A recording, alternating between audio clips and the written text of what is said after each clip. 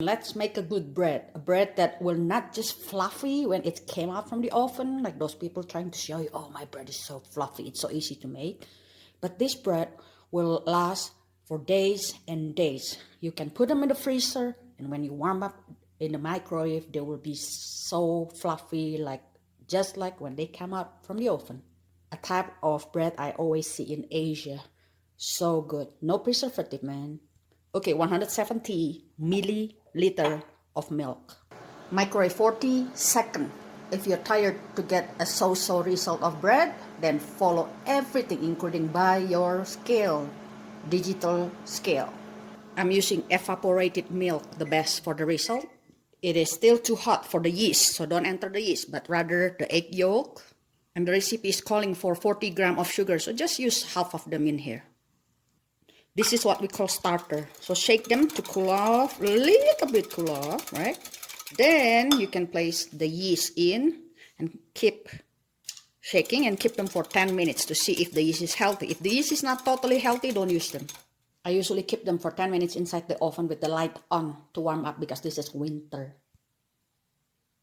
In the meantime, while the starter is working, place 300 grams of high protein. I just use King Arthur. It has 12.7% protein, so it's good. And it's also the cheapest. Add leftover sugar earlier. Add half teaspoon of salt. 15 gram milk powder to make them umami. You don't want to skip any of this ingredient, guys. Mix well. Don't worry, the complete recipe is on the description area. As you can see, my yeast is very healthy. Set the dough hook on your mixer. Stir again for 1 minute.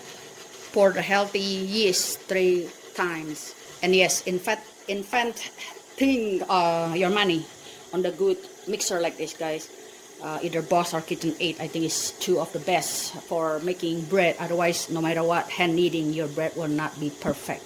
I'm not saying your bread is not edible. It's just not as perfect as those Asian bread. If today is very dry, I will add 1 more tablespoon of milk.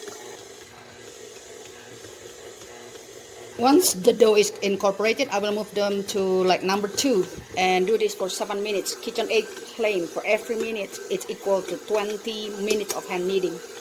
After 7 minutes, add the room temperature butter in it and continue kneading for 3 more minutes. As I told you earlier, we are making a very special soft fluffy bread, not the so-so bread that doesn't taste good after a day or 2. By the way, tip for hot Kitchenaid mixer, ice pack. It works all the time. Also, instead of just egg yolk, I use the whole egg today because it's so dry today. The original recipe calling for the whole egg anyway. Okay, cover them up with plastic and let them sit for 1 hour. On the winter time, I usually place them in the oven with the light on. Okie dokie, after 2 hours of proofing. Yes, with bread, you cannot have a shortcut. My video is all about shortcut, about how the practical way of to do things, but with bread, you cannot. Divide them into 6 equal, about 100 grams each. Roll them into a long roll. Tin them up with the rolling pin. Place generous amount of raisins on them.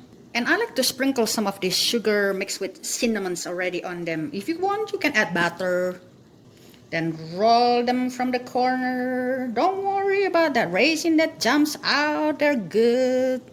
And kind of press them flat and add some more of that cinnamon sugar if you want.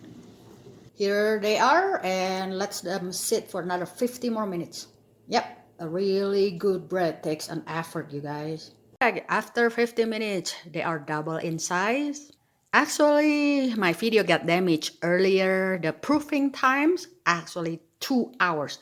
After 1 hour, punch the dough down, then continue proofing for another hour. Preheat your oven at 350 Fahrenheit. Egg wash them with 1 tablespoon of milk mixed with 1 egg yolk.